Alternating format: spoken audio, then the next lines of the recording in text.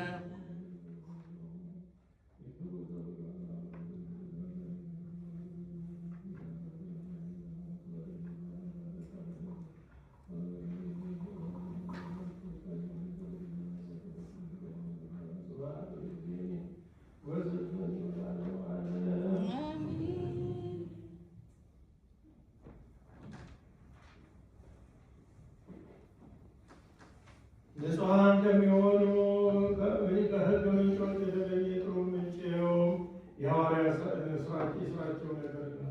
የጸሎታቸው በረከት በአባታችን በአባ ማትያስ በርዕሰ ሊቃነ ጳጳሳችን በአባ ዘካርያስ በመምህራችን በተክለ ዮሴፍ በደብራችን ደብረ ምሕረት በሀገራችን ኢትዮጵያ በምንኖርባት አሜሪካ እዚህ በተሰበሰብነው ክርስቲያን ለዘላለሙ አሜን። የሐዋርያት ሥራ ምዕራፍ 11 ከቁጥር 22 እስከ ፍጻሜ። ስለ እነርሱም የተነገረው ይኸው ነገር በኢየሩሳሌም ባሉ ክርስቲያኖች ዘንድ ተሰማ። በርናባስንም ወደ አንጾኪያ ላኩት። በደረሰ ጊዜም የእግዚአብሔር ጸጋ አየና ደስ አለው።